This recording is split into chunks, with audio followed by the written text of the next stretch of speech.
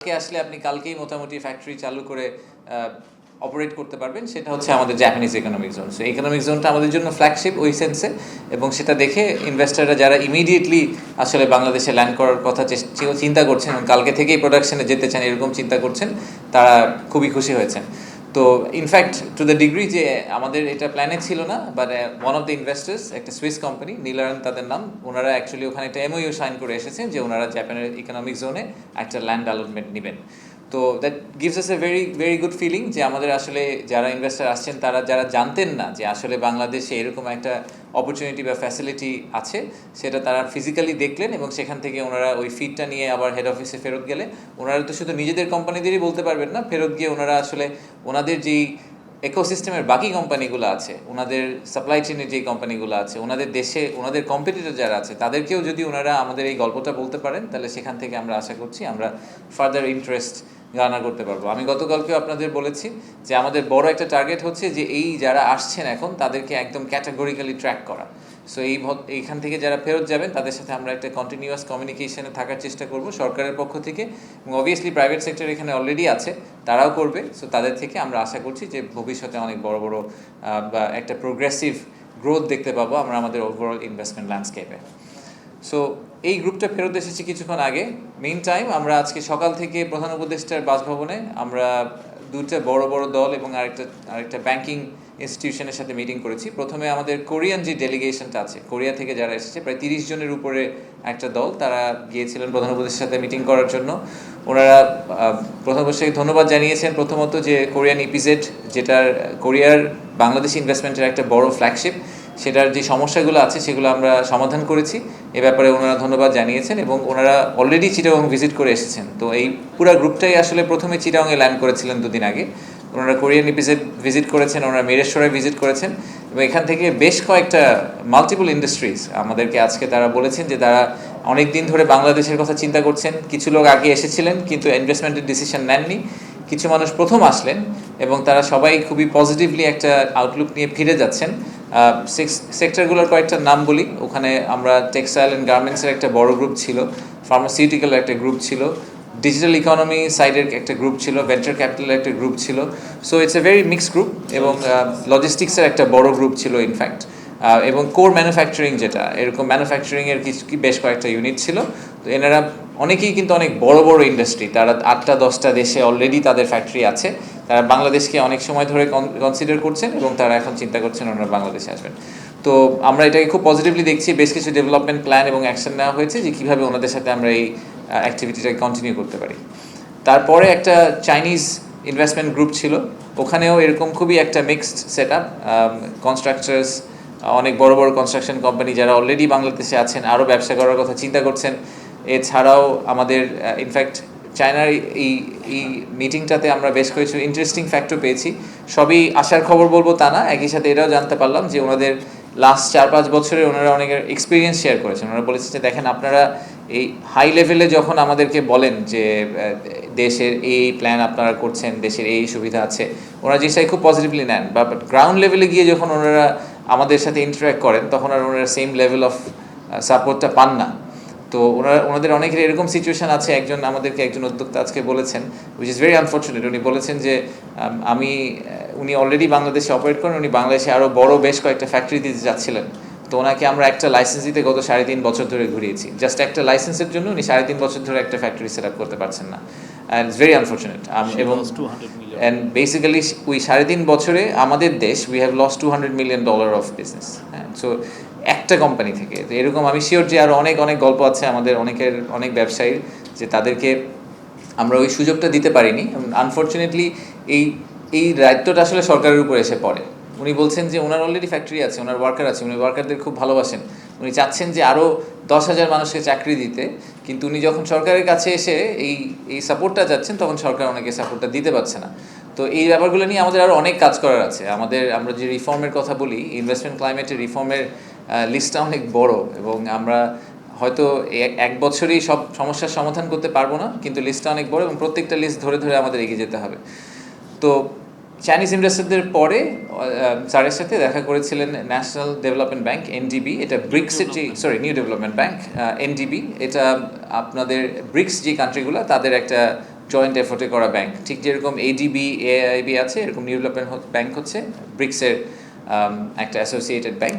তো ওনারা এখন পর্যন্ত বাংলাদেশে প্রায় $300 মিলিয়ন মতো ইনভেস্ট করেছেন। কারণ খুব রিসেন্টলি ওনারা ওয়াসার সাথে একটা প্রজেক্ট অ্যাপ্রুভ করেছেন এবং ওনাদের প্ল্যান হচ্ছে যে এই বছর ওনারা $1 বিলিয়ন ফান্ডিং সাপোর্ট দিবেন বাংলাদেশে। তো ওখানকার ভাইস প্রেসিডেন্ট এসেছিলেন এবং উনি যেটা বলেছেন যে ওনাদের বাংলাদেশ সম্বন্ধে ওনাদের আউটলুক ইজ ভেরি পজিটিভ এবং ওনারা চেষ্টা করবেন যে শুধুমাত্র গভর্নমেন্টকে ফান্ডিং করা না, বাট প্রাইভেট সেক্টর সাইডে ওনারা আরও কত বেশি করে ফান্ডিং করতে পারেন ওই ব্যালেন্সটা ওনারা আনার চেষ্টা করছেন। ওনারা শুধু সভরেন ফান্ডিংয়ের বাইরেও নন সভরেন জায়গায় ফান্ডিং করার চেষ্টা করছেন।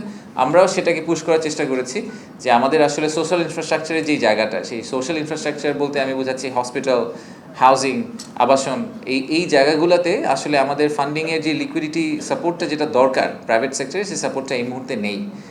সো ওই জায়গাটায় আমরা ওনাদের সাথে কাজ করার চেষ্টা করব। এবার আমি ইন্টারকন্টিনেন্টে ফেরত আসি। ইন্টারকন্টিনেন্টালে আমার হচ্ছে থার্ড লোকেশন, যেখানে আজকে কয়েকটা ইভেন্ট হয়েছে, দুটো ইভেন্ট হয়েছে আজকে ইন্টারকন্টিনেন্টালে। প্রথম ইভেন্টটা ছিল নাসার সাথে আমরা আজকে আর্টেমিস অ্যাকর্ড সাইন করেছি। আপনারা যারা, আমি যদি একটু পিছন থেকে আসি, আর্টেমিস শব্দটার ব্যাকগ্রাউন্ড থেকে বলি, আর্টেমিস জেনারেশন হচ্ছে যে জেনারেশন আমাদের ভবিষ্যতের একটা জেনারেশন যারা আসলে স্পেস এক্সপ্লোরার হবে, যারা শুধু পৃথিবীতেই থাকবে না, তারা বিভিন্ন গ্রহে হয়তো বসবাস করবে বা স্পেসে বসবাস করবে। তো এই ফিউচার আউটলুকটার উপর বেস করে আমরা একটা আর্টেমিস অ্যাকর্ড বলে একটা কম্বাইন্ড এফোর্ট চালু করা শুরু হয়েছিল, যেখানে অনেকগুলো দেশ অলরেডি সিগনেটারি, যারা অ্যাডভান্স মার্কেটস। আমরা হচ্ছে 54তম দেশ হিসেবে আজকে জয়েন করলাম, বা 53টা দেশ একসাথে নাসার সাথে স্পেস এক্সপ্লোরেশন নিয়ে কাজ করছে। তো আমি এই যে অ্যাকর্ডটাতে আমরা সাইন করলাম, এই সাইন করে যে জয়েন করলাম, এখান থেকে আমাদের কি লাভ হলো, এই প্রশ্নটা যদি করেন, তাহলে এখানকার লাভটা দেখতে আমাদের সম্ভবত 20, 25, 30 বছর সামনে যেতে হবে। তো আমাদের তো স্বপ্নটাকে প্রথম থেকে শুরু করতে হবে। আমাদের যে ইউথ নিয়ে আমরা সবসময় কথা বলি যে আমাদের ইউথ ইমাজিন করতে জানে, and our youth is global. আগের ইউথ, আমাদের জেনারেশন কিন্তু আমরা গ্লোবাল ছিলাম না, কিন্তু এখনকার ইউথ ইজ গ্লোবাল, তাদের এক্সপেকটেশনও গ্লোবাল। তো আমরা যখন ছোটোবেলায় বলতাম, আপনি প্রাইমারি স্কুলে গিয়ে লোকজনকে, বাচ্চাদেরকে জিজ্ঞেস করবেন যে আপনারা বড় হয়ে কী হবেন, তো তখন দেখা যায় 50% লোকজন বলে যে তারা অ্যাস্ট্রোনট হতে চায়। তো বাংলাদেশি অ্যাস্ট্রোনট আমরা কবে দেখব? That is really the question. তো এই বাংলাদেশি একজন, আমাদের যদি এন্ড গোলটা হয় যে আমরা স্পেসে বাংলাদেশি অ্যাস্ট্রোনট পাঠাবো, সেটা পাঠানোর জন্য আমাদেরকে আসলে এই ধরনের একটা স্টেপ নিতে হবে। This is step 1 of probably 1000। But এই প্রথম স্টেপটা দিয়ে আমরা যেটা করলাম, আমরা এগ্রি করলাম যে আমরা নাসার সাথে এবং বাকি 53টা দেশের সাথে একসাথে স্পেস এক্সপ্লোরেশনে কোলাবোরেট করব, আমরা একসাথে কাজ করব। সো এখন আমাদের যে স্পেস এজেন্সি আছে, তারা নাসার সাথে একসাথে কাজ করবে। নাসায় অলরেডি বেশ কিছু বাংলাদেশি বিজ্ঞানী কাজ করেন, বাট আমরা এই কোলাবোরেটিভ এফোর্টের মাধ্যমে হোপফুলি আজ থেকে 10, 15, 20 বছর পরে বাংলাদেশ স্পেসে একটা পজিশন নিতে পারবে। আমাদের স্পেস সায়েন্সের ব্যাপারে আমাদের একটা ডেভেলপমেন্ট হবে। এটা will also generate employment, it will also generate a completely new avenue for our young generation to explore. আর এছাড়া আজকে শেষে এইমাত্র একটা প্রোগ্রাম শেষ হলো। ওয়ার্ল্ড ব্যাংক এবং আইএফসি তারা সিপিএসডি বলে একটা রিপোর্ট পাবলিশ করেছে আজকে। সেই রিপোর্টটা নিয়ে আমাদের একটা রিভিউ ছিল এবং সেই রিপোর্টটা ওনারা আমাদেরকে ডিসক্রাইব করেছেন। এখানে 4টা সেক্টর নিয়ে ওনারা খুব ডিপ ডাইভ করেছেন। এই 4টা সেক্টর হচ্ছে housing, digital financial services, Paints, আরেকটা হচ্ছে টেক্সটাইল অ্যান্ড গার্মেন্টস। তো এই 4টা সেক্টরের ব্যাপারে ওনারা কেন এই 4টা সেক্টর সিলেক্ট করলেন? ওনারা 4টা সেক্টর সিলেক্ট করেছেন যে এই 4টা সেক্টরের পোটেনশিয়াল আছে, কিন্তু এই 4টা সেক্টরের পোটেনশিয়ালকে ফুললি রিয়েলাইজ করতে হলে সরকারকে ইন্টারভিন করতে হবে, তা না হলে আসলে ফুললি রিয়েলাইজেশন হবে না। তো ওই জন্যই ওনারা রিপোর্টটা চালু করেছেন, যেখানে ওনারা প্রাইভেট সেক্টরের সাথে কথা বলেছেন, অনেক মানুষের সাথে কথা বলে একটা ফাইনাল রিপোর্ট দিয়েছেন যে সরকারের কী করা উচিত। তো আমরা সেই রেকমেন্ডেশনগুলো নিয়ে এবং প্রাইভেট সেক্টরকে নিয়ে আজকে বসেছিলাম যে আমরা সামনে আসলে আগামী 6, 12, 18 মাসে কীভাবে এই এক্সারসাইজগুলো করে আমরা এই সেক্টরগুলোকে বুস্ট করতে পারি। এবং একটা খুবই ইন্টারেস্টিং ব্যাপার, এটা আমার কাছে আজকে মনে হলো যে খুবই I felt very good about it. সেটা হচ্ছে ওয়ার্ল্ড ব্যাংকের এই রিপোর্টটাতে আপনার রিপোর্টটার কপিগুলো পাবেন, এটা পাবলিক ডোমেইনে দিয়ে দেওয়া হবে। এই রিপোর্টটাতে যখন কোনো একটা সম্ভাবনার কথা বলা হয়েছে, তখন বলা হয়েছে যে যদি এই ডিসিশনগুলো নেওয়া হয় বা এই ইন্টারভেনশনগুলো করা হয়, তাহলে এই ইন্ডাস্ট্রিতে এত হাজার নতুন এমপ্লয়মেন্ট জেনারেশন হতে পারে। So it goes back to job creation. Everything in Bangladesh goes back to job creation. So আমাদের সরকারের যাবতীয় যেই অ্যাক্টিভিটি সামনে থাকবে, যেসব স্ট্র্যাটেজি আমরা সরকার হিসাবে নিব, needs to go back to job creation. World bank আমাদেরকে এখন যে রিপোর্টগুলো দিচ্ছে, এবং আমাদের ওয়ার্ল্ড ব্যাংকের যে কান্ট্রি ডিরেক্টর এখানে প্যানেলে কথা বলার সময় বলছিলেন যে ওনারাও আসলে ওনাদের যেই মানে ইয়ার্ডস্টিক, যেটা ওনাদের বেঞ্চমার্ক, ওটাকে ওনারা আসলে ওই ইনভেস্টমেন্ট ডলার ভ্যালু থেকে সরিয়ে জব ক্রিয়েশনের দিকে নিয়ে আসার চেষ্টা করছেন। সো আমরা যদি সবাই একসাথে জব ক্রিয়েশনের উপর ফোকাস করে, either it's job or entrepreneur, but আমাদের এই কর্মসংস্থানের ব্যাপারটাকে ফোকাস করে কাজ করি, তাহলে এই স্ট্র্যাটেজিক ডিসিশনগুলো নেওয়া ইজি হবে। আমরা ওদেরকে আহ্বান করেছি যে আমাদের সরকার থেকে তো আমরা চেষ্টা করবই, কিন্তু আমরা ওদেরকে আসলে বলেছি যে আপনারা বাইরে থেকে সরকারকে কনস্ট্যান্টলি পুশ করবেন, সরকারকে কোয়েশ্চেন করবেন যে সরকার কেন আরও বেশি করছে না, সরকার আরও বেশি করা উচিত, সরকার আরও বেশি সাপোর্ট দেওয়া উচিত। সেই পুশটা আপনারা করবেন, এবং আপনারা অবভিয়াসলি সাথে সাথে আমাদেরকে যদি নেসেসিটি থাকে আমাদেরকে ফান্ডিং সাপোর্টটা দেবেন, সেটাই আমরা ওনাদের কাছ থেকে চেয়েছি। সো এইটাই হচ্ছে আজকের মোটামুটি সামারি। আজকে সন্ধ্যাবেলা আরেকটা মিটিং আছে, আমাদের আমেরিকা থেকে একটা বড় ইনভেস্টর গ্রুপ এসেছে। তো সেই ইনভেস্টর গ্রুপটার কিছু লোকজন অবশ্য আজকে এই ওখানে ওই জাপানিজ ইকোনমিক জোনে গিয়েছিলেন। সরি, আমার এই পয়েন্টটা হয়তো মেনশন করা উচিত ছিল। জাপানিজ ইকোনমিক জোনে আজকে একটা খুবই মিক্সড ক্রাউড গিয়েছিল। American investor, Saudi investor, Japanese investor, Korean investor, so Chinese investor, so it's very mixed group. তো আজকে সন্ধ্যায় এই আমেরিকান ইনভেস্টারদের সাথে প্রধান উপদেষ্টা ওনার বাসভবনে বসবেন, ওনাদের পয়েন্ট অফ ভিউটা জানার জন্য, যে আমাদের ইউএস ইনভেস্টমেন্টের পয়েন্ট অফ ভিউ থেকে আমরা আর কীভাবে আরও বেশি ওনাদের সাপোর্ট বা ইনভেস্টমেন্ট পেতে পারি। তো এটাই হচ্ছে আজকের প্রোগ্রাম। কালকের দিনটা অবভিয়াসলি আমাদের পিক, আপনারা দেখবেন যে অনেক মিটিং হচ্ছে, সবগুলো হয়তো আমরা কালকে কাভারও করতে পারবো না আমাদের সংবাদ সম্মেলনে, কারণ সারা দিনব্যাপী প্রোগ্রাম এবং হয়তো 20, 30, 40টা মিটিং ইভেন্ট একই সাথে চলতে থাকবে। বাট আবারও আগামীকাল হয়তো বিকালবেলা কথা হবে। যদি কারো কোনো প্রশ্ন থাকে আমি নিতে পারি। আর ছোট্ট একটা পয়েন্ট, আমার পরে শফিক ভাই একটু কথা বলবেন। আইন শৃঙ্খলা পরিস্থিতি নিয়ে আপনারা দেখেছেন গতকালকে আমরা কিছু কথাবার্তা বলেছি, সো এটা নিয়ে আমরা হয়তো শফিক ভাই একটা কাভারেজ দেবেন, we can talk about that as well. Thank you. দুইটা ক্যাটাগরিতে ইনভেস্টররা কোয়েশ্চেন করছেন এখন। প্রথমটা হচ্ছে যে আসলে বাংলাদেশে যদি তারা ব্যবসা করতে চান, তাহলে সরকার ওনাদেরকে কী ধরনের সুবিধা দিতে পারেন। অ্যান্ড শুধু সুবিধা বলতে আমি ফিসকাল আর নন ফিসকাল সুবিধার কথা বলছি না, বাট আমি বলছি যে বাংলাদেশে যদি ওনারা ল্যান্ড করতে চান, ইউজুয়ালি যেটা হয় যে অনেক রেড টেপ পার হতে হয়। তো এই রেড টেপগুলো পার হওয়ার ব্যাপারে সরকার ওনাদেরকে কীভাবে সাহায্য করতে পারে। আর দ্বিতীয় প্রশ্ন ওনারা যেটা করছেন, সেটার জন্য আমরা ওনাদেরকে উইন্ডো দিচ্ছি, সেটা হচ্ছে এক্সিস্টিং যারা ব্যবসায়ী আছেন তারা কী ধরনের চ্যালেঞ্জ এই মুহূর্তে ফেস করছেন, এবং সেইটা মিটিগেট করার জন্য আসলে ওনাদের কী ধরনের স্ট্র্যাটেজি হাতে নেওয়া উচিত। তো সেটার ব্যাপারে ওনারা আসলে শুধু আমাদের সাথে ডিসকাস করছেন না, অন্যদের সাথে ডিসকাস করছেন। আপনারা জানেন যে কালকে আমরা আগামীকাল এবং পরশু আমাদের দোতলায় অনেকগুলো মিটিং রুম সেট আপ করা হচ্ছে। আমাদের বিভিন্ন সরকারের মন্ত্রণালয় এখানে থাকবেন, বাংলাদেশ ব্যাংক থেকে শুরু করে এনভায়রনমেন্ট মিনিস্ট্রি থেকে শুরু করে এনার্জি, ইনফ্যাক্ট পলিটিক্যাল পার্টিরাও থাকবেন, আমরা এটাও বলেছি।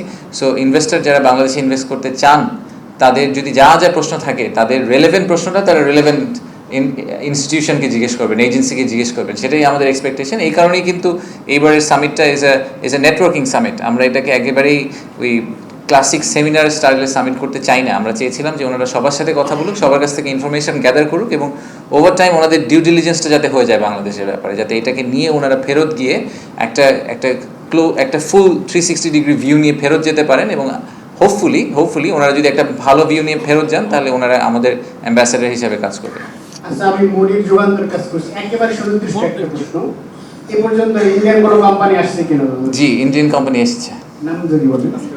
আজকেও গেছে, বেশ কয়েকটা ইন্ডিয়ান কোম্পানি এসেছে। না আসার কোনো কারণ নেই তো, মানে আপনার কেন মনে হচ্ছে ইন্ডিয়ান কোম্পানিরা বাংলাদেশে আসতে? একটা নারী সাংবাদিকের একটা, এই ইব্রাহিম আপনারটা নিব আগে, একজন নারী সাংবাদিক নিয়ে আমি শাকিলা করিম আরটিভিতে কাজ করি। শুরুতে আপনাকে একটু অভিনন্দন জানাতে চাই। গতকালকে আমরা আপনার একটি সংবাদ শুনেছি, আপনি প্রতিমন্ত্রী মর্যাদা পেয়েছেন, ধন্যবাদ, আপনাকে কংগ্রেচুলেশন। আমার প্রশ্নটা হচ্ছে, গত 3.5 বছর ধরে আপনি বলছিলেন যে চায়না একটা কোম্পানি ঘুরছে, লাইসেন্স কেন পাচ্ছে না? আসলে তারা কি ধরনের কোম্পানি যে লাইসেন্স পাচ্ছে না, কেন পাচ্ছে না? আসলে জটিলতাটা আসলে কোথায়? তারা কেন লাইসেন্স পাচ্ছে না, এই প্রশ্নটার উত্তর আপনাকে আমি মেবি সপ্তাহখানেকের মধ্যে দিতে পারবো, কারণ এটা আমরা আজকে জানতে পারলাম যে ওনারা 3.5 বছর ধরে ঘুরেছেন লাইসেন্স পাওয়ার জন্য।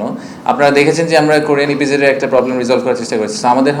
আমাদের আজকের টেক হচ্ছে যে এবং যার কথা বলছি সেই ভদ্রমহিলা, উনি আবার হংকংয়ে খুব ইনফ্লুয়েন্সিয়াল ক্যারেক্টার। মানে আমাদেরকে আসলে সবসময় এভাবেই কিন্তু ইনভেস্টমেন্ট মুভ করে বা বিজনেস কমিউনিটি মুভ করে। প্রত্যেকটা বিজনেস কমিউনিটির কিছু ইনফ্লুয়েন্সিয়াল ইন্ডিভিজুয়াল থাকে, ক্যারেক্টার থাকে, ঠিক যেভাবে বাংলাদেশেও আছে। বাংলাদেশেও আপনারা যদি একদম স্বনামধন্য ব্যবসায়ীদের নাম বলেন, আপনারা আমি শিওর যে সার্ভে করলে একই নাম বারবারে উঠে আসবে। হ্যাঁ, তো 5-10টা নাম। ওনাদেরকে যদি আমরা ভালো এক্সপিরিয়েন্স দিতে পারি, আমি যদি হংকং বেসড একটা এরকম ইনফ্লুয়েন্সিয়াল ব্যবসায়ীকে একটা ভালো এক্সপিরিয়েন্স বাংলাদেশে দিতে পারি, উনি হংকংয়ে গিয়ে আরও ইজিলি 10টা ব্যবসাকে নিয়ে আসতে পারবেন। সো এই ভদ্রমহিলাকে আমার পার্সোনাল টেক হচ্ছে যে উনি she actually is one of those. So আমরা ঠিক কোরিয়ান ইপিজেডকে যেভাবে সলভ করার চেষ্টা করেছি, আমরা এরকম আরেকটা টিম বিল্ড করে একটা ক্রস ফাংশনাল এবং ক্রস মিনিস্টেরিয়াল টিম করে আমরা খুব শর্টলি এই প্রবলেমটা রিজলভ করার চেষ্টা করবো। ওনার কী কী ইস্যু চ্যালেঞ্জ উনি ফেস করছেন সেগুলো রিজলভ করার চেষ্টা করবো। সো উনি যেই কোম্পানিকে রিপ্রেজেন্ট করেন তারা ওয়ার্ল্ডের লার্জেস্ট হেডওয়্যার ম্যানুফ্যাকচার, যে হার্ড হ্যাট যেটাকে আমরা বলি কনস্ট্রাকশন কোম্পানি, সেটা ওয়ার্ল্ডের লার্জেস্ট ম্যানুফ্যাকচারার তারা। সো ওনারা যদি একটা বাংলাদেশে 2-4টা ভালো ফ্যাক্টরি করেন তাহলে আসলে আমাদের again I go back to job creation, that would make a big difference. So আমাকে একটু সময় দেন, বাট আমি আশা করছি যে কোরিয়ান এপিসোডের মতো আমরা আরেকটা স্টোরি তৈরি করতে পারবো। ধন্যবাদ। আলী ইব্রাহিম প্লিজ।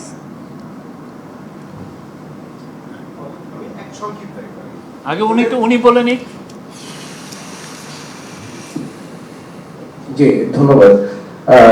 আমার প্রশ্নটা হচ্ছে যে আপনি বলছিলেন যে বিনিয়োগকারীরা নানা চ্যালেঞ্জের কথা জানতে চাচ্ছে, আপনার মানে দ্বিতীয় যে প্রশ্নটা তাদের যেটা বিভিন্ন বিজেপি যে গিয়ে তারা যেটা জানছে, কি চ্যালেঞ্জের কথা তারা জানছে আপনাদেরকে জিজ্ঞেস করছে, চ্যালেঞ্জগুলো মূল চ্যালেঞ্জগুলো কি? না মূল চ্যালেঞ্জগুলো কি কি তারা বলছে, কোন সংকটগুলোর কারণে যারা আমাদের এক্সিস্টিং যারা ফরেন ইনভেস্টর আছে তারা ফেস করছেন? আপনি কি মনে করেন যে ইমিডিয়েট সেগুলোকে আপনাদের সমাধান দিতে পারবেন, বা আপনি কতখানি আশাবাদী? আমার দ্বিতীয় প্রশ্নটা হচ্ছে যে আপনারা কোন ধরনের বিনিয়োগকারী, এখন যারা আসে তারা নিজে থেকে আসে, কিন্তু সরকার বা বিডা চাচ্ছে যে কোথায় কোন খাতে তারা আপনারা বিনিয়োগ আকাঙ্ক্ষা করছেন, আসতে চান, নিতে চান? ধন্যবাদ। কি ধরনের সমস্যার কথা ওনারা বলছেন, আমি যেটা বললাম, প্রথমত আমরা কিন্তু ন্যারেটিভটা আমরা একা ড্র করতে চাই না। আমরা ওনাদেরকে অ্যাক্সেস দিচ্ছি, আমাদের এক্সিস্টিং প্রাইভেট সেক্টর ইন্ডিভিজুয়ালদেরকে আমরা অ্যাক্সেস দিচ্ছি ইকোসিস্টেমের সবার সাথে কথা বলার জন্য, যে সবাই যার যার মতো করে বলেন। আমাদের একটা জেনারেল আউটলাইন আছে, আপনারা হয়তো দেখেছেন যে আমি আগেও বলেছি যে আমি 5টা জায়গায় আমার ধারণা মেজর সমস্যা। একটা হচ্ছে যে কোয়ালিটি অফ গভর্নমেন্ট সার্ভিস, আমাদের গভর্নমেন্ট সার্ভিসের কোয়ালিটি ইজ নট দেয়ার, আমরা আরও বেটার সার্ভিস দিতে পারি সরকারের পক্ষ থেকে। আমাদের যে অ্যাক্সেস টু রিসোর্সেস বা ইউটিলিটিস, এই জায়গাটায় আমাদের অনেক কাজ করার আছে। এন্ডেমিক করাপশনের একটা ইস্যু আছে আমাদের, কনসালটেশনের অভাব আছে, প্রাইভেট সেক্টরের সাথে আমরা যথেষ্ট কনসালটেশন করি না। 5 নম্বর পয়েন্টটা আমার এই মুহূর্তে মনে পড়ছে না, বাট এরকম 5টা জিনিস এটা আমরা পাবলিক ডোমেইনে ইনফ্যাক্ট দিয়ে রেখেছি, যে আমাদের খুব ক্লিয়ার আইডিয়া, আমাদের ধারণা আছে যে কোন 5টা জিনিস নিয়ে আমাদের কাজ করা উচিত। সবগুলা প্রবলেম রিজলভ হবে না, এটা আশা করাও উচিত না আমাদের যে সবগুলা প্রবলেম রিজলভ হয়ে যাবে, বাট আমরা খুব স্পেসিফিক 20টা অ্যাকশন আইটেম নিয়ে কাজ করছি এই বছরের জন্য। সেই 20টা অ্যাকশন আইটেম আমরা রিজলভ করার চেষ্টা করব। আর আপনার লাস্ট কোয়েশ্চেনটা আমি মিস করে গেছি, কোন খাতে বিনিয়োগ আশা করছি। এই ব্যাপারেও কিন্তু আমরা একটা পাবলিকেশন করেছি, আমি জানি না আপনারা দেখেছেন কিনা। এফডিআই হিট ম্যাপ নামে আমরা একটা জিনিস পাবলিশ করেছি প্রায় মাস দেড়েক আগে। ওখানে 8টা টোটাল মনে হয় 18টা সেক্টরের কথা বলা হয়েছে, তার মধ্যে 8টাকে বলা হয়েছে যে 8টা ডেফিনেটলি রেডি টু গো। যেরকম for example advance textile, for example leather goods, for example renewable energy, IT services, এরকম 8টা সেক্টরের কথা বলা হয়েছে। এটাও পাবলিক ডোমেইনে আমরা দিয়ে দিয়েছি। এবং এই সিলেকশন ক্রাইটেরিয়াটা আসলে বেস করা হয়েছে যে labour intensive, high labour intensity industry, এবং অ্যাট দ্য সেম টাইম পোটেনশিয়ালও হাই, যেখানে আসলে আপসাইড অনেক আছে, মার্কেটে অনেক মুভমেন্ট হচ্ছে, অনেক গ্রোথ হচ্ছে, কিন্তু আমরা ওই গ্রোথ জার্নিটাতে পার্টিসিপেট এখনও করতে পারিনি। সেই ইন্ডাস্ট্রিগুলোকে পিন ডাউন করা হয়েছে। তো সেইগুলোতেই আমরা এক্সপেক্ট করছি যে আমরা ইনভেস্টমেন্ট পাবো। আমাদের যে ব্রেকআউটগুলো নেক্সট কালকে দুপুর থেকে যেগুলো শুরু হচ্ছে, যে 5টা সাব গ্রুপের ব্রেকআউট, সেই ব্রেকআউটগুলো কিন্তু ওখান থেকেই পুল করা, চিন্তা করে পুল করা যে এই 5টা সেক্টরে আসলে বাংলাদেশে ইনভেস্টমেন্ট হওয়ার সম্ভাবনা আছে। ধন্যবাদ। Please last question. আমার কথা হচ্ছে ফুড এন্ড বেভারেজ সেক্টরে কারো কোনো আগ্রহ আছে কিনা, যে আমরা যেহেতু 146টা দেশে food and beverage product process food export করছি, এবং আরএনজি পরেই হচ্ছে ফুড এন্ড বেভারেজের স্থান, বাট গভর্নমেন্ট ফল করার পরে যেটা হচ্ছে অনেক বড় বড় গ্রুপের বিজনেস শাটডাউন হয়ে গিয়েছে, সেটা অনেকেই জানে। আমার কথা হচ্ছে যে food and beverage, dairy, agro সেক্টরে কোনো ফরেন ফান্ডিং এর অপরচুনিটি আছে কিনা। আমি বেসিক্যালি খন্দকার রাজু, এই সেক্টরে 20 বছর ধরে দেশের বড় বড় গ্রুপগুলোর সাথে কাজ করছি, এবং আমরা একটা ফাউন্ডেশন আছে যারা আমরা ফ্রেশারদেরকে ডেভেলপ হয়েছে। আপনার কোশ্চেনটা হয়েছে, তো কোশ্চেনটা হচ্ছে যে ফুড এন্ড বেভারেজ সেক্টর ডেভেলপমেন্টে বিডা বা ফরেন ইনভেস্টমেন্টের অপরচুনিটিটা কি আছে ফর দ্য এক্সপোর্ট মার্কেট? আচ্ছা, ফর দি এক্সপোর্ট মার্কেট বলে আপনি কোয়েশ্চেনটাকে একটু কমপ্লেক্স করে ফেলেছেন, বাট আমি জেনারেলি বলি আমাদের একটা সাবগ্রুপ হচ্ছে গিয়ে অ্যাগ্রো প্রসেসিং। সো আমি এফএনবি তো অনেক বড় একটা সেক্টর, পুরো এফএনবি নিয়ে কথা বলতে হলে আধা ঘন্টা ধরে কথা বলতে হবে। স্পেসিফিক্যালি অ্যাগ্রো প্রসেসিংয়ে আমি পার্সোনালি মনে করি যে আমরা সরকার থেকে মনে করছি, বিডা থেকে মনে করছি যে আমাদের ইনভেস্টমেন্টের প্রচণ্ড সুযোগ আছে। বাংলাদেশের ডোমেস্টিক ডিমান্ডের কথা আমরা অনেক সময় বলি যে অ্যাগ্রো প্রসেসিংয়ে আসলে বাংলাদেশের নিজেদেরই একটা ডোমেস্টিক ডিমান্ড আছে, সেটা আপনি ওই আমাদের কমোডিটির কথা বলেন, চিনি থেকে শুরু করে অনেক ক্ষেত্রেই এবং লাইফ স্টকের ক্ষেত্রেও আসলে একটা বড় সুযোগ আছে। অ্যাট দ্য সেম টাইম আমাদের প্রধান উপদেষ্টা প্রায়ই বলেন, আমিও মনে করি যে আমাদের আশেপাশের যে প্রতিবেশী রাষ্ট্রগুলো আছে, জায়গাগুলো আছে, সেখানেও কিন্তু আমাদের অ্যাগ্রো প্রসেসররা যদি তাদেরকে যদি আমরা আসলে ভালোভাবে স্টাবলিশ করতে পারি, তারা ইজিলি ওইসব মার্কেটগুলোকে সার্ভ করতে পারেন।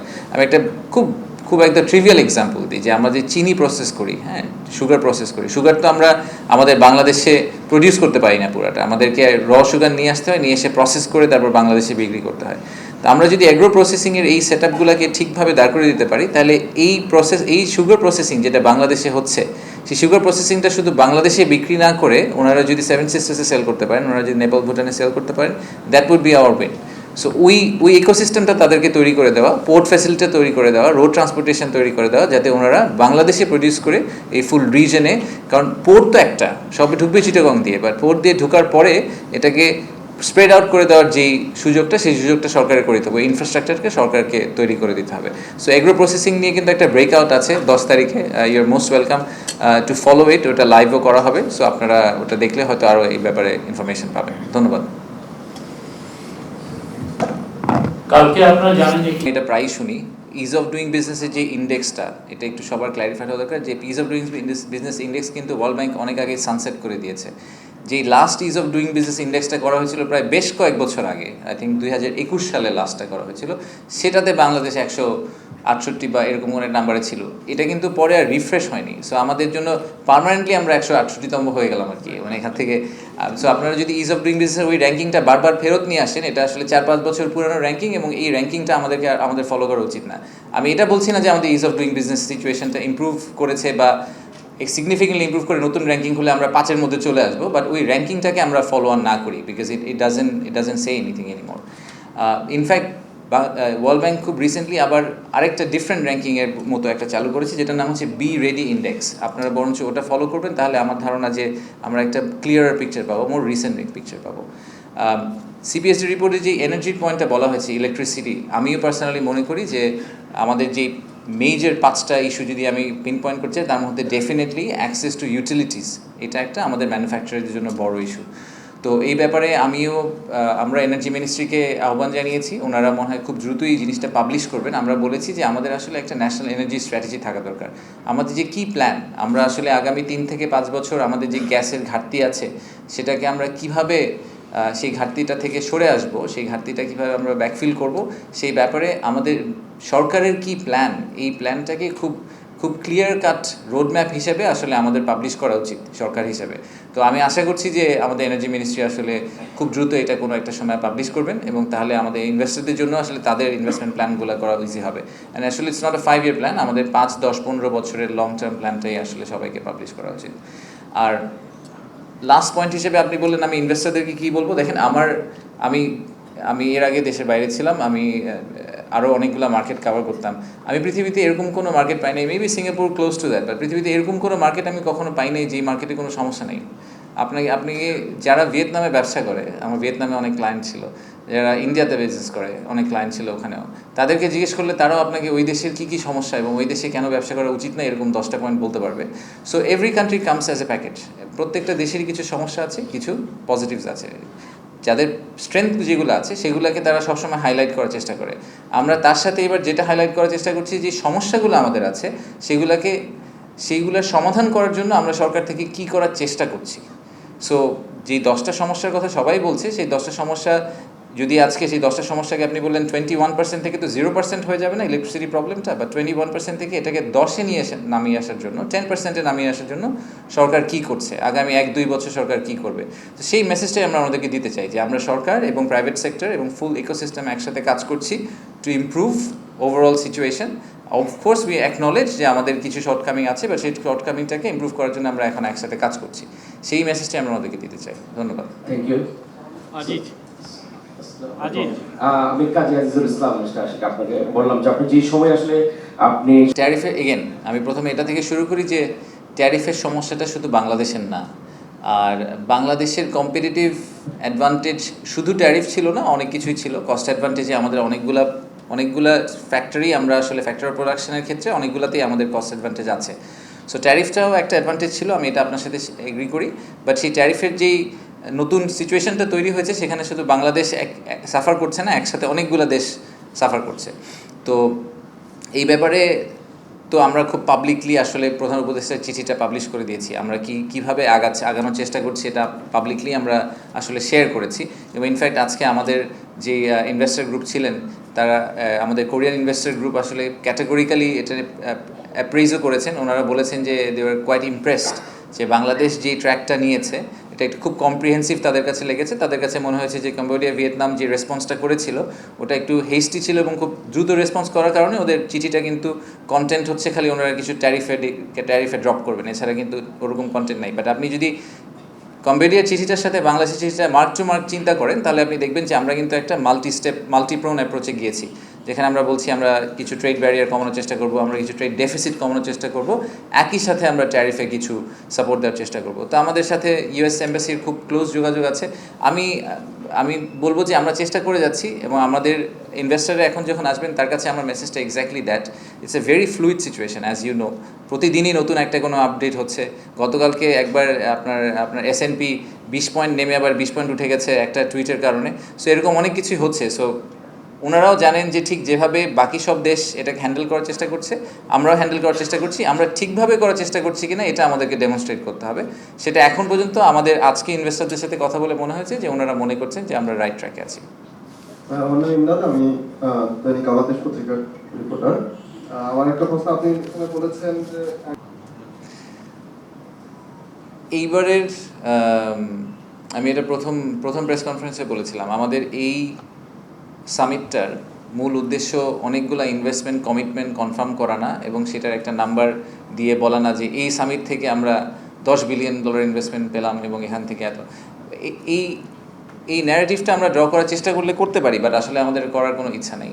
আমি জেনুইনলি বিশ্বাস করি যে একটা সামিটে এসে কেউ ডিসিশন নেয় না সে কালকে ইনভেস্ট করবে, সে একটা জার্নির ভিতর দিয়ে যায়।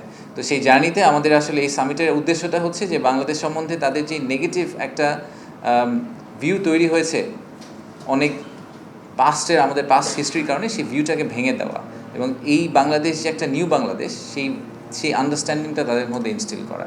সো আমি কোনো ফাইনাইট নাম্বার আপনাকে বলতে পারবো না। আর দ্বিতীয়ত আপনার প্রশ্ন ছিল চট্টগ্রামের বাইরে আর কিছু হবে কিনা। আমরা যেই 5টা ইকোনমিক জোন নিয়ে কভার করার কথা বলছিলাম বা 10টা, প্রথম 5টা সেগুলো কিন্তু সবগুলো চট্টগ্রামে না। আমাদের কোইন্সিডেন্টালি মিরেশ্বরের একটা ইকোনমিক জোন আছে অনেক বড়, এবং চাইনিজ যেই ইকোনমিক জোন সেটাও আনোয়ারাতে, এই কারণে চট্টগ্রামের কথা বারে বারে উঠে আসে। চাইনিজরা কিন্তু অলরেডি আমাদেরকে একটা সেকেন্ড ইকোনমিক জোন করার কথা বলেছেন, সেটা আমরা মংলায় করছি। আপনি হয়তো এটার কথা শুনেছেন যে ওটা নিয়ে আমরা অলরেডি অ্যাসেসমেন্ট করছি। সো ওটাও যথেষ্ট অ্যাডভান্স স্টেজে আছে এবং প্রিন্সিপালি আমার মনে হয় সরকারের মধ্যে যথেষ্ট ধরনের সাপোর্ট আছে ওটার ব্যাপারে। সো হয়তো ওই ব্যাপারে আপনারা সিগনিফিক্যান্ট ডেভেলপমেন্ট দেখতে পারবেন। তো আমাদের কখনোই চিটাগংকে ফোকাস করে কোনো কিছু করার ইচ্ছা নাই। ইনফ্যাক্ট আমরা এখন ইকোনমিক জোন সিলেকশন প্রসেসের জন্য একটা কাজ করছি জাইকার সাথে। সেখানে আমাদের মূল উদ্দেশ্য হচ্ছে যে ইকোনমিক জোন যখন কাউকে ঘোষণা করা হবে তখন যাতে শুধুমাত্র ওই ইকোনমিক জোনটাকে অ্যাসেস করেই ঘোষণা না করা হয়, বাকি সবগুলো ইকোনমিক জোনের সাথে তার রিলেশনশিপ কী হবে এবং ওভারঅল দেশের এমপ্লয়মেন্ট স্ট্রাকচারে আসলে এই জায়গায় ইকোনমিক জোনটা দরকার নাকি অন্য কোনো জিওগ্রাফিক লোকেশনে দরকার, যেখানে আমাদের যে ওয়ার্কফোর্স সেটার অ্যালোকেশন আসলে অন্য জায়গায় আছে, সেটার উপর বেস করে যাতে করা হয়। আগে কিন্তু ইকোনমিক জোন জাস্ট মাশরুমের মতো অনেকগুলো ঘোষণা দেওয়া হয়েছে, এই লেভেলে ডিপ এক্সারসাইজ না করে এবং ওভারঅল একটা পিকচার ড্র না করে। তো সেইখান থেকে আমরা সরে আসার চেষ্টা করছি। সো আমরা চেষ্টা করছি যে এই একটু স্প্রেড করে আসলে বাংলাদেশে যাতে ইকোনমিক ডেভেলপমেন্টটা হয়, একটা সেন্ট্রালাইজ জায়গায় না হয়।